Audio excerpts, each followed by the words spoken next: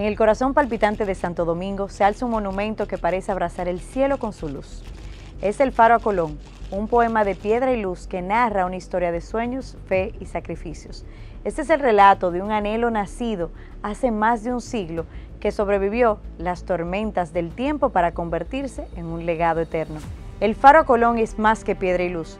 Es un susurro eterno de esperanza, una promesa de unidad y un testimonio del sacrificio y la grandeza que construyen la historia. Desde su concepción hasta su realización, este monumento no solo guía barcos, sino también corazones, invitándonos a recordar de dónde venimos y a soñar con lo que podemos ser.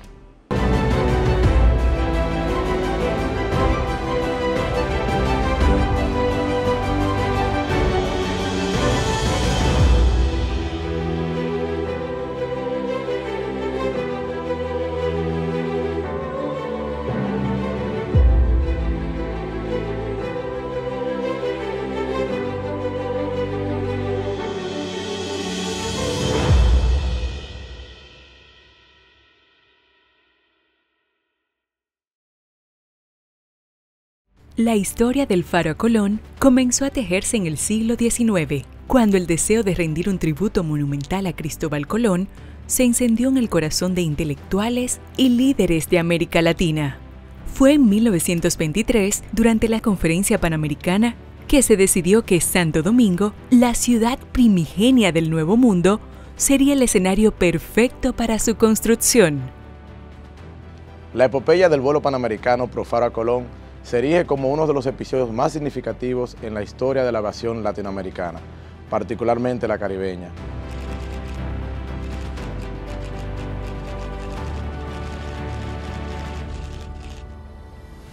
Esta audaz travesía, impulsada por el deseo de rendir homenaje al navegante Cristóbal Colón y de fortalecer los lazos entre las naciones del continente, no solo buscaba un objetivo concreto como la construcción de una estructura monumental para rememorar el legendario navegante genovés, sino que también simbolizaba la unidad de los pueblos de América. A lo largo del tiempo, las gestas heroicas de los pioneros del vuelo panamericano pro Faro a Colón han quedado grabadas en la memoria colectiva, no solo por su valentía y destreza como aviadores, sino también por su compromiso inquebrantable con una causa de alcance continental. Entre los líderes de esta histórica misión se destacan el mayor Fran Andrés Félix Miranda, del Ejército Nacional de la República Dominicana, quien en ese momento se desempeñaba como comandante del Destacamento de Aviación del Ejército, y el teniente Antonio Menéndez Peláez, miembro del Cuerpo de Aviación de la Marina de Guerra de Cuba. Ambos comandantes, junto a sus respectivos equipos, enfrentaron con determinación los numerosos desafíos técnicos, los riesgos propios del vuelo y finalmente, y desafortunadamente, el trágico desenlace que marcaría para siempre esta epopeya. De esa experiencia nació un legado poderoso que hasta el día de hoy continúa inspirando a generaciones de aviadores y ciudadanos comprometidos con la unión y la cooperación continental. Ese legado cobra especial fuerza en el corazón de los hombres y mujeres de la hoy Fuerza Aérea de República Dominicana, para quienes esta misión representa un símbolo de orgullo nacional, identidad histórica y vocación patriótica. La motivación que dio origen a rendir homenaje al almirante Cristóbal Colón surgió por primera vez en 1852 con el historiador dominicano Antonio del Monte y Tejada. En su libro Historia de Santo Domingo, propuso la construcción de una estatua como el Coloso de Rodas, en el cual debía establecerse un faro para que los viajeros del Viejo y el Nuevo Mundo, al divisar la primera tierra desde el océano, puedan dirigir los ojos hacia aquella imagen venerable con gratitud y enternecimiento. Plantado con su idea, lo que más de un siglo y medio después se convirtió en el Faro a Colón, ubicado hoy en la ciudad de Santo Domingo Este, República Dominicana. La iniciativa cobró fuerza en 1880, cuando el patriota y general Gregorio Luperón, presidente interino de la República Dominicana, solicitó apoyo internacional para tal causa. Décadas más tarde, en 1914, el estadounidense William Ellis Pulliam retomó la idea de construir un faro monumental, a la vez que mostró un gran interés en su país. Estas inquietudes y propuestas continuaron presentándose hasta que adquirió dimensión continental en 1923, durante la quinta Conferencia Internacional Americana, celebrada en Santiago de Chile, donde 18 países acordaron respaldar el proyecto, bajo una moción sobre la erección en Santo Domingo de un faro monumental que se denominaría Colón. Esta institución fue la que antecedió a la hoy Organización de Estados Americanos, OEA. En 1927, la Unión Panamericana abrió un concurso mundial. Reunió sueños y diseños de más de 450 arquitectos de todo el mundo.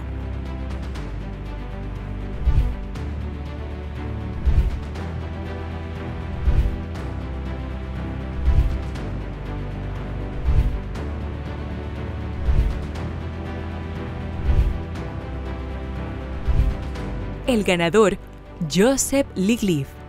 La propuesta futurista del mencionado arquitecto, nacido en Manchester, Inglaterra, consistía en una estructura tipo mausoleo en forma de cruz, un diseño que simbolizaba la cristianización de América y que hacía referencia a la famosa frase de Cristóbal Colón: poned cruces en todos los caminos para que Dios os bendiga. En ese orden, las intenciones de los pueblos latinoamericanos tuvieron mayor impacto en los gobiernos de Cuba y República Dominicana, quienes hicieron más receptivo a este plan. Tanto así que la idea fue apoyada por el presidente cubano Federico Ladero Bru, el presidente de República Dominicana Rafael Trujillo Molina, el jefe de Estado Mayor del Ejército de Cuba Fulgencio Batista y el jefe de la Marina de Guerra de Cuba Coronel Ángel González. Como resultado de estas intenciones de los países caribeños se formó lo que fue denominado la Escuadrilla Dominico-Cubana, que debía realizar un vuelo de buena voluntad, haciendo un llamado fraternal a los pueblos latinoamericanos para que participaran en el proyecto ya indicado. Ambas naciones decidieron organizar este vuelo que debería recorrer toda América, lo que incentivaría la participación y contribución a la materialización del Faro a Colón. Debido a que el vuelo planeaba transitar todos los países del continente y que su objetivo era promover la obra ya mencionada con anterioridad, se le denominó Vuelo Panamericano Pro Faro a Colón. Aquí nace la idea que en la posteridad se convirtió en la icónica travesía que llevó a sus protagonistas a la eternidad. Entre 1933 y 1936 se gestó la planificación para la misión aérea. La escuadrilla se compuso por 4 aviones, 3 Stinson Reliant SR-9D cubanos y un Curtiss Wright 19R dominicano. El avión dominicano bautizado Colón era el más avanzado y fue nombrado como piloto en el mando al ya mencionado mayor Fran Andrés Félix Miranda, comandante del Cuerpo Aéreo del Ejército. Su técnico de vuelo, el sargento mecánico Julio Ernesto Tejeda Matos. Los aviones cubanos llevaban los nombres de las carabelas de Colón, la Santa María, la Niña y la Pinta, piloteados por los tenientes Antonio Menéndez Peláez, Alfredo Jiménez Alum y Feliciano Risech Amat, respectivamente. Cada aeronave contaba con su propio mecánico.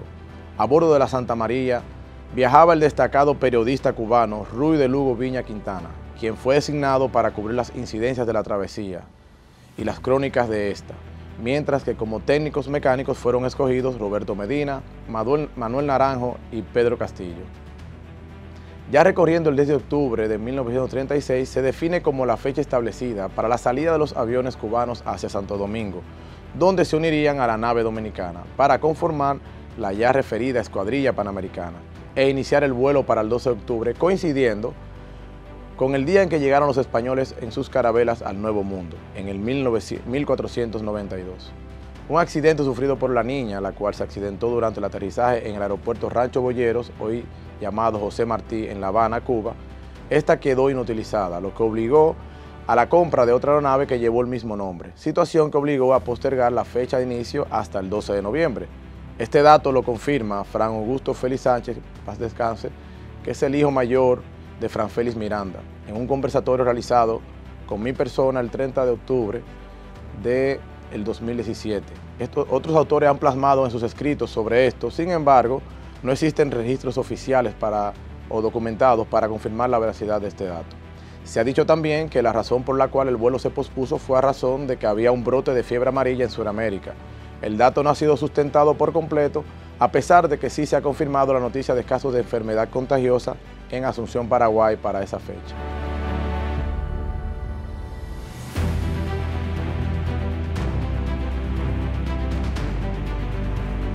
En noviembre de 1937, el sueño del Faro se entrelazó con el sacrificio. 4 aviones nombrados: La Niña, La Pinta, La Santa María y Colón surcaron los cielos en una expedición diplomática para recaudar fondos y sembrar unidad panamericana. La tragedia llegó cuando 3 de las aeronaves se estrellaron en las montañas de Cali, dejando un legado de dolor y valentía. Solo el avión dominicano, Colón, completó su misión, llevando consigo un mensaje de esperanza.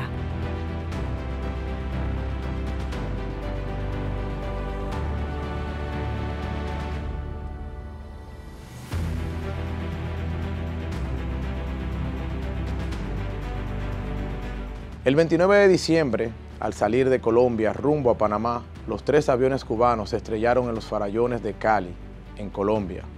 Las condiciones meteorológicas y la sobrecarga impidieron que las aeronaves cubanas tomaran suficiente altura para cruzar la cordillera de los Andes, por lo que el infortunio acompañó a los 7 tripulantes cubanos, falleciendo en el acto.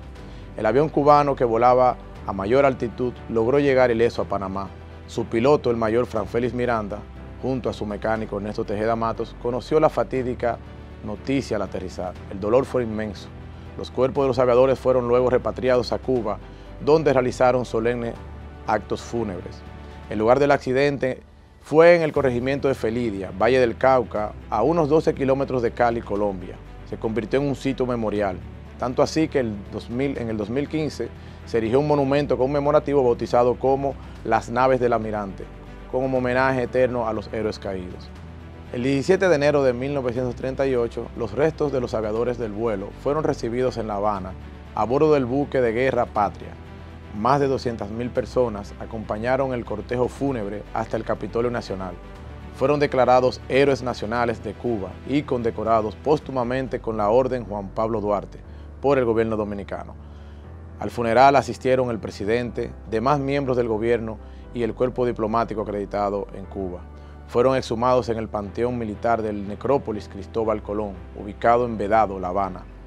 El martes 25 de enero del año 1938 llegó a la capital de República Dominicana a bordo del buque de guerra Presidente Trujillo, el mayor Franfélix y el sargento Ernesto Tejeda. Estos llegan a la patria dominicana cubiertos de gloria y el orgullo de ser dominicanos, después de haber realizado la hazaña de circundar parte del continente americano en compañía de los infortunados aviadores cubanos, que hallaron la inmortalidad en comunión íntima con el infinito en las montañas de Cali. Sin imaginarlo, la tragedia los llenó de gloria.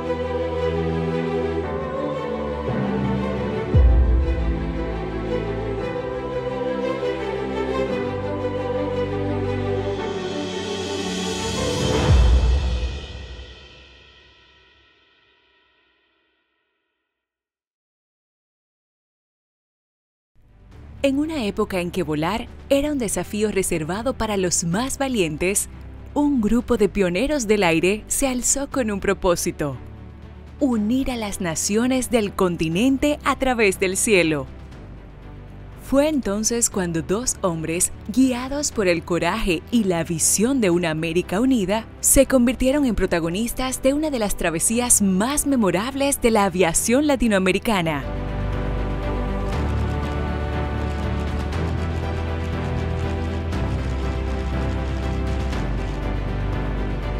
El mayor Félix, quien se había desempeñado como jefe del Cuerpo Aéreo del Ejército Dominicano, fue designado como comandante de la escuadrilla y el piloto del avión Colón. Por su parte, el teniente Menéndez Peláez se confió la responsabilidad de dirigir la navegación de la histórica travesía, en reconocimiento a su amplia experiencia en vuelos de largo alcance. Fue asignado como piloto del avión La Santa María, una de las naves emblemáticas de la expedición. El destacado militar y aviador Fran Andrés Félix Miranda nació en Asua de Compostela, en República Dominicana, el 30 de noviembre de 1901 y falleció el 20 de julio de 1954. Se unió a las filas del Ejército Nacional de República Dominicana el 21 de agosto de 1922 como cadete. En 1931 fue enviado a Cuba para cursar estudios como piloto aviador en la Escuela de Aviación de Columbia, en Cuba. Al regresar en 1932, fue ascendido al grado de primer teniente y junto al capitán Aníbal Vallejo Sosa fueron los primeros en dirigir el nuevo Cuerpo de Aviación Militar del Ejército Nacional, siendo reconocidos como los precursores de la aviación militar dominicana. Este se convirtió en el tercer jefe de Estado Mayor de la Fuerza Aérea Dominicana en aquel entonces. También se desempeñó como agregado militar y jefe de misión de la República Dominicana ante la Junta Interamericana de Defensa en Washington, D.C., Estados Unidos. Por sus méritos, Fran Félix fue condecorado con el Gran Cordón Presidente Trujillo y la Orden de Mérito Naval en 1953. En honor a su legado, la Academia Aérea de la Fuerza Aérea de República Dominicana lleva su nombre. Este centro, el cual es la cuna formadora de los futuros oficiales en ciencias aeronáuticas y liderazgo militar, Fran Andrés Félix Miranda es recordado como un pionero de la aviación dominicana y un símbolo de valentía, dedicación al servicio de su país.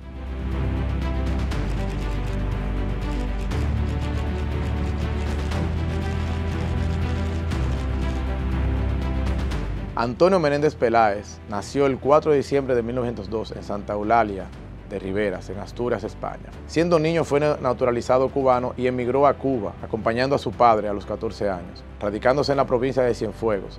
Fue uno de los pioneros de la aviación cubana que, en 1936, protagonizó una de las más notables gestas de la historia de la aviación iberoamericana, al realizar un vuelo transatlántico en solitario, desde Camagüey, Cuba, hasta Sevilla, España, a bordo de un avión monomotor con cabina abierta. Esta travesía aérea, ejecutada en un contexto técnico y meteorológico altamente desafiante, lo convirtió en el primer piloto hispano en completar un cruce del Atlántico en solitario. El itinerario abarcó más de 7.000 millas, distribuidas en 9 etapas, y fue completado en un periodo de 33 días, 10 horas y 20 minutos, de los cuales 61 horas correspondieron al tiempo efectivo de vuelo. Una gran proeza. El vuelo de Menéndez constituyó una respuesta simbólica y técnica a la hazaña realizada en 1933 por los pilotos españoles Mariano Barberán y Joaquín Collar, quienes unieron Sevilla y Camagüey en sentido contrario. El piloto cubano recibió la aprobación oficial para realizar el trayecto inverso, consolidando así un puente aéreo entre América Latina y Europa, que poseía un profundo valor histórico y político. Durante su travesía, Menéndez enfrentó una serie de dificultades significativas, entre las que destacan la inestabilidad climática, la carencia de radios de comunicaciones, un aterrizaje forzoso en Guyana y el paso por una tormenta oceánica. Pese a estos obstáculos, logró concluir la misión con éxito, demostrando una notable capacidad técnica, resistencia física y determinación.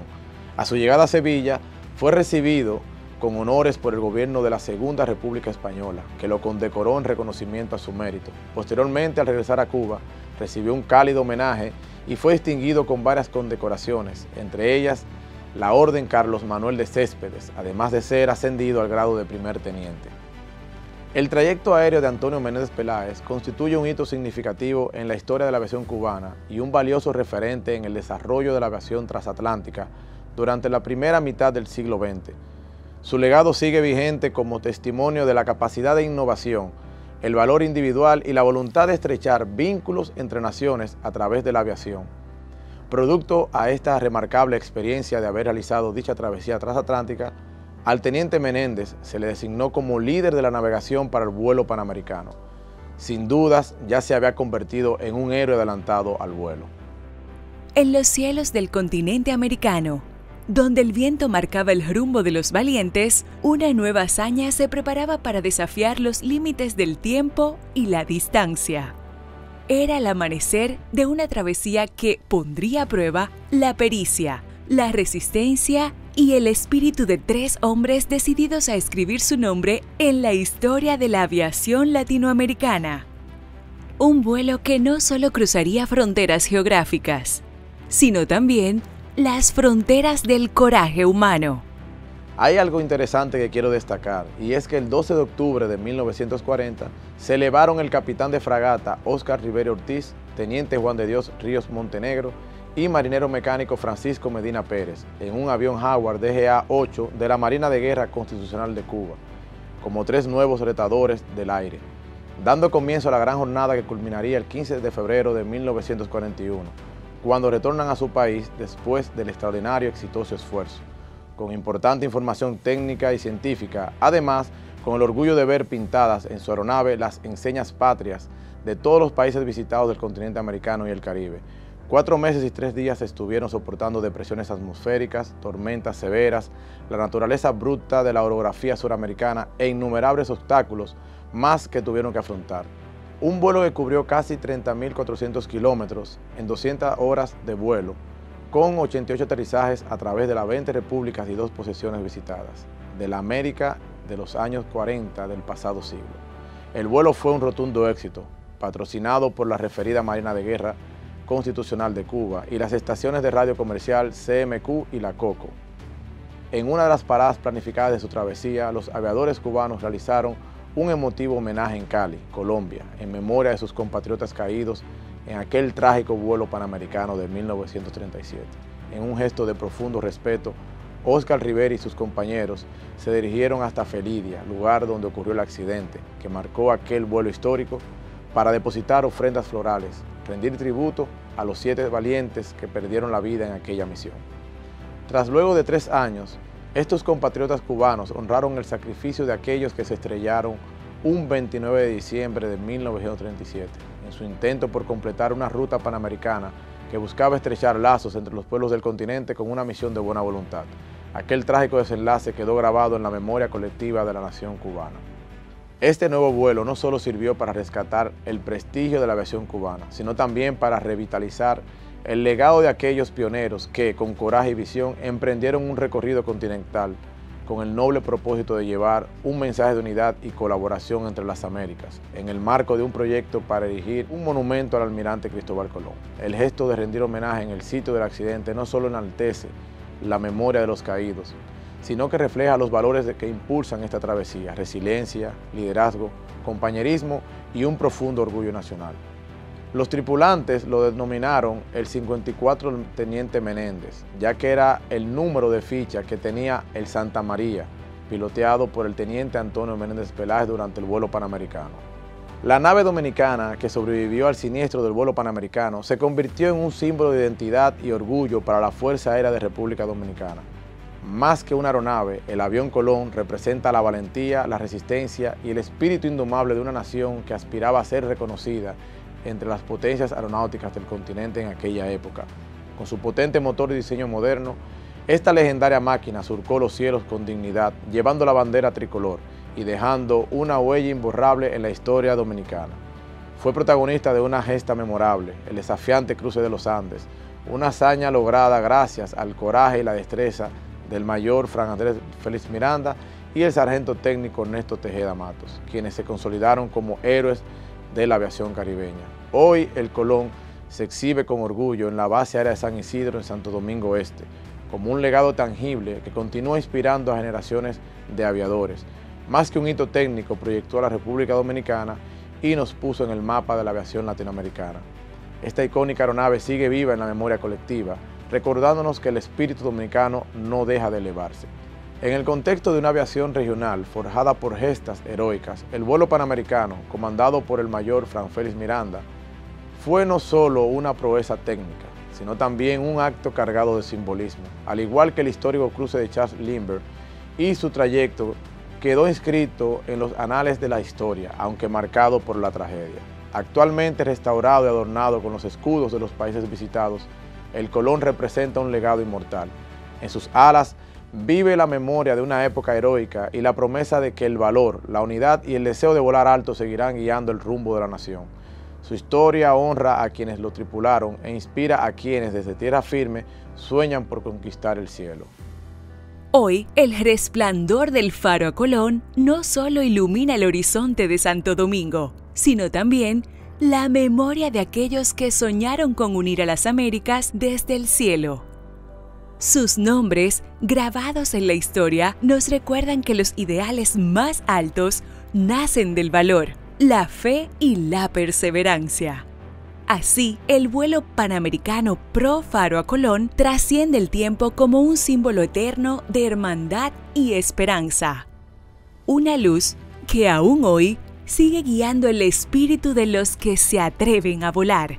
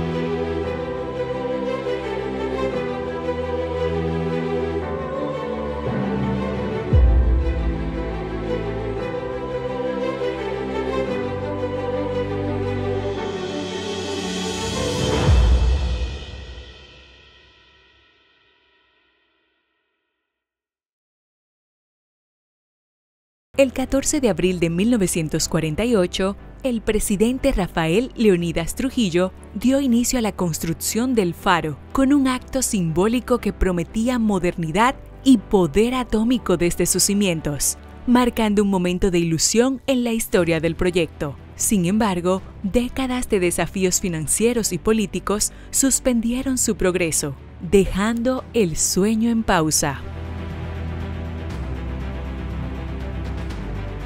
Cuando Balaguer toma ya la decisión de finalizar lo que se había iniciado,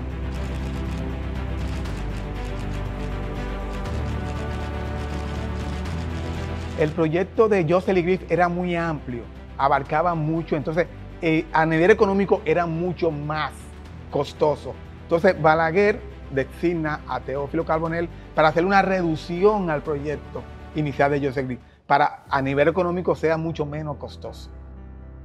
Aunque el Faro a Colón fue concebido por el arquitecto Gliff principalmente como un monumento funerario por instrucciones del presidente Joaquín Balaguer, el arquitecto dominicano Teófilo Carbonell adaptó su interior para albergar exhibiciones de cada país de América, así como otros de Europa y Asia. Al inicio era un monumento funerario y después Balaguer lo cambia a un monumento internacional de museos de diferentes países.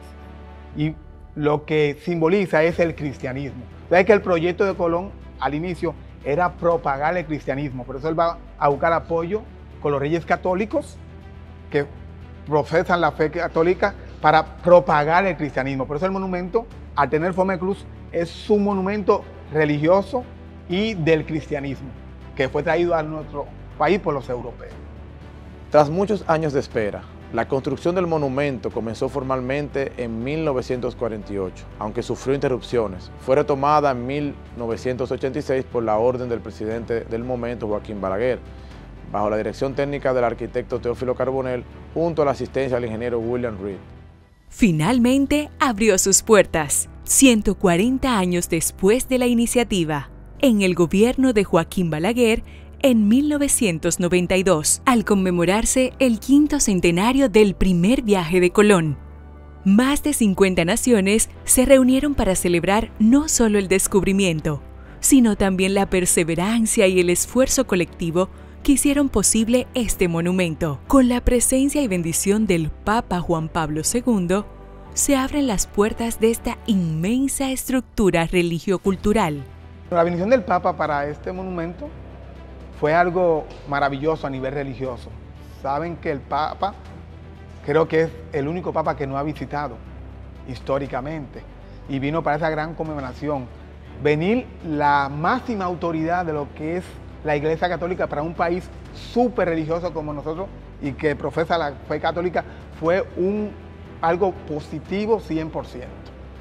El monumento, al Balaguer cambiarlo a una forma de museográfico, abarcando museos de más de 50 países, es una atracción turística no solamente para la cultura e historia de nuestro país, sino que tú aprendes de otros países. Entonces, como es un ícono de tanta cultura, atrae muchos turistas y aprenden nuestra identidad. O sea que nuestra identidad viene de 3 culturas diferentes. O sea que el dominicano surge de una mezcla de tanto taíno, español y negro africano. Ahí tú aprendes identidad europea, asiática y de otros países que conforman lo que es el monumento, que va mucho más allá de la identidad nuestra. Según la historia, el monumento luz más grande latinoamericano.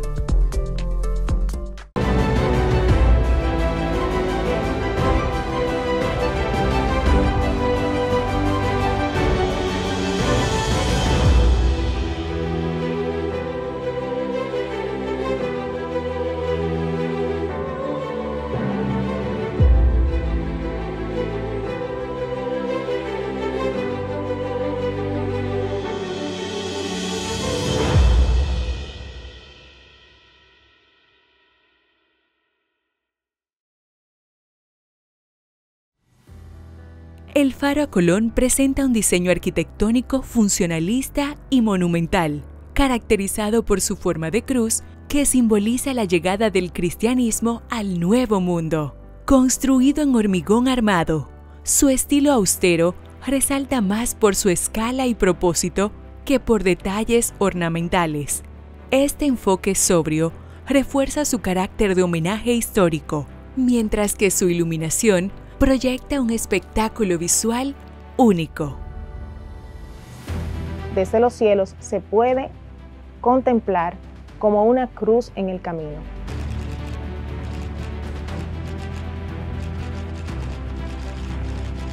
Conceptualizando así la famosa frase del descubridor que reza: poner cruces en todos los caminos para que Dios nos bendiga. Su edificación está compuesta por 4 edificios de 6 pisos que se unen en el 5º y el 6º nivel. El arquitecto Teófilo Carbonell fue el encargado de concluir la construcción del gran monumento, el cual fue inaugurado el 6 de octubre de 1992 dentro del marco de los 500 años del descubrimiento de América. Es una obra maestra de la arquitectura moderna, diseñada para reflejar tanto la magnitud de la ocasión como el legado histórico de Colón. Con una longitud de 239 metros orientados de este a oeste y unos 60 metros de ancho en sus brazos. El monumento se destaca por su forma de cruz y su estructura en hormigón visto y mármol. El diseño también incorpora elementos inspirados en las pirámides mayas, añadiendo una capa de simbolismo histórico a su impresionante apariencia. En su interior, como en el corazón de una historia, guarda los restos atribuidos al navegante, rodeados de exposiciones que celebran la riqueza cultural de naciones hermanas. Cada sala es un viaje a través del tiempo, con arte precolombino, reliquias coloniales, mapas antiguos y documentos que susurran los secretos del pasado. Una entrada jerarquizada por una gran escalinata, provocando una sensación de estar subiendo a un lugar majestuoso y monumental. Continuamente, a la entrada, el efecto de asombro nos invade al encontrar una capilla antigua edificada en mármol de Carrara, importado desde Italia, con un lenguaje arquitectónico ecléctico, ya que podemos observar elementos de diferentes movimientos arquitectónicos. Una asombrosa escultura en mármol con piezas de vírgenes de la Iglesia Católica. Luego está el mausoleo de Cristóbal Colón, donde reposan los restos del navegante genovés. En 1877 se descubrieron en la Catedral de Santo Domingo los restos que se creían de Colón, lo que llevó a la construcción de un mausoleo en su honor. Este mausoleo, diseñado por los escultores catalanes Pedro Carbonell y Fernando Muro, fue trasladado pieza por pieza al Faro a Colón en el año 1990. La estructura gótica del mausoleo, compuesta por 280 piezas de bronce y mármol, incluye una urna central que guarda los restos del gran almirante. Después del mausoleo, a mano derecha, se lee y la vista descansa sobre una historia resumida del viaje de Colón a la Española y sus viajes a América, lo que se denominó el Nuevo Mundo. Un pasillo largo llamado el Gran Cañón y en cada lado 54 salas de exhibiciones. El lado derecho están las exhibiciones de los continentes europeo y asiático y del lado izquierdo los países del continente americano. Estas salas han sido remodeladas y por lo tanto no conservan los materiales colocados desde un principio, principalmente en los pisos.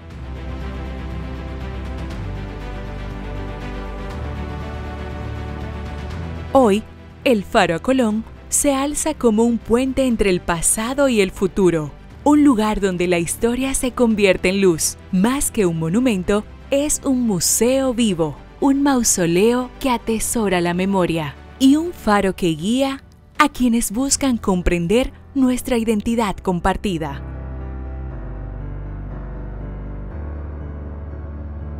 A lo largo del Gran Cañón, que divide estos dos volúmenes, encontramos unos elementos en hormigón con un tope en mármol, a la altura funcional para ser utilizados como estación de descanso en el recorrido. Es un gesto de empatía con el visitante y a la vez un elemento decorativo en la trayectoria.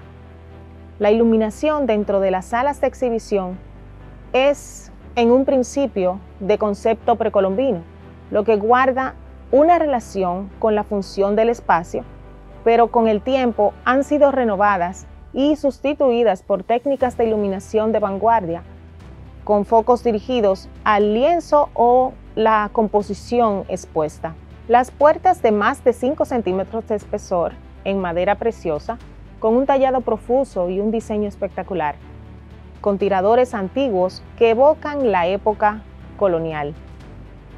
En las ventanas encontramos una combinación de lo clásico y lo contemporáneo. Ventanas en forma de trapecio, con bordes de madera preciosa y vidrio, y otras en estilo y materiales contemporáneos, en forma de cruz, en aluminio de color negro y vidrio esmerilado tintado. Una característica notable del faro es su espectáculo nocturno. Más de 150 luminarias instaladas a lo largo del monumento permiten que una gran cruz luminosa sea proyectada en el cielo, creando una vista impresionante que se puede apreciar a gran distancia. Además, el monumento cuenta con una serie de estandartes que representan las banderas de todos los países americanos, simbolizando la unidad y la hermandad entre naciones. Su presencia imponente no solo narra historias, sino que también teje nuevas, atrayendo a miles de turistas cada año. Es un motor que impulsa el turismo y la economía local, desde hoteles hasta restaurantes, desde artesanías hasta eventos culturales que celebran la creatividad. En su interior, artistas, académicos y soñadores encuentran un espacio donde el pasado dialoga con el presente para iluminar el porvenir. El Faro Colón es más que una estructura monumental, es un símbolo de unión entre América y Europa, de la cooperación entre naciones para rendir homenaje a una figura histórica y al mismo tiempo el espíritu de los pueblos que dieron su vida en el intento. Es una edificación que ilumina no solo el cielo de Santo Domingo, sino también la historia compartida de dos mundos que se encontraron hace más de 500 años. Y me gustaría destacar algo el cual tiene mucha significancia, no solamente para mí, sino también para todos los aviadores de la Fuerza Aérea. Y como saben, todo sueño que a base de sacrificio, entrega, inicia como una idea, se transmite como un pensamiento y finalmente se convierte en realidad. El Faro Colón recorrió un largo camino de 55 años. Fue el general retirado Julio Ernesto Tejeda Matos, quien en 1937 fue aquel mecánico del avión Colón y único miembro de la Escuadrilla Panamericana que pudo presenciar en vida la construcción de esta luminaria monumental dedicada al gran almirante Cristóbal Colón. Este querido técnico de aeronaves de la Fuerza Aérea de República Dominicana falleció meses después de haberse inaugurado, como si contemplar la cruz iluminada en el cielo oscuro hubiera sido su última misión antes de reunirse con sus compañeros en la eternidad. El vuelo panamericano pro Faro Colón no solo marcó un hito en la aviación, sino que dejó una huella imborrable en la historia de las Américas. Por demás, para los miembros de la gloriosa Fuerza Aérea de República Dominicana, a través del sacrificio de valientes aviadores cubanos y dominicanos y con el posterior homenaje al Faro Colón, se consolidó un simbolismo de unidad, valentía y fraternidad entre los pueblos del continente. A pesar de que la tragedia los empañó en parte de la misión, el legado de los caídos y de los sobrevivientes como Fran Félix Miranda y Ernesto Tejeda Matos y la memoria de los 7 cubanos se mantiene vivo hoy día, inspirando a las futuras generaciones a seguir volando alto sin perder de vista los ideales de cooperación y hermandad que guiaron a aquellos pioneros. La memoria de su gesta, reflejada tanto en el monumento que honra a Colón como la histórica aeronave Colón, sigue siendo un testimonio de la perseverancia y el espíritu inquebrantable de un continente que a través de los cielos logró unirse en un solo propósito. Tuve la oportunidad de escribir un libro sobre este tema en particular, denominado Trascendencia del vuelo panamericano proyectado a la Academia Aérea de la República Dominicana, en el cual escribí un poema que recita de la siguiente manera: Al Faro Colón, eres el sueño colombino que surgiste de ideas y consensos, que, volando en el cielo del mundo nuevo, te llevaron unos intrépidos de carne y hueso. En sus naves de alto vuelo, arropados de coraje verdadero, rumbo a tierras hermanas te esperaron llenos de alegría y festejos. Iniciaste con un descubrimiento, aterrizando en tierra de hombres buenos. Algunos acompañaron por ti a nuestro Creador eterno. Un imperecedero vuelo que trascendió para verte en el firmamento, te tomó muchos años hasta convertirte en una cruz de luz y monumento.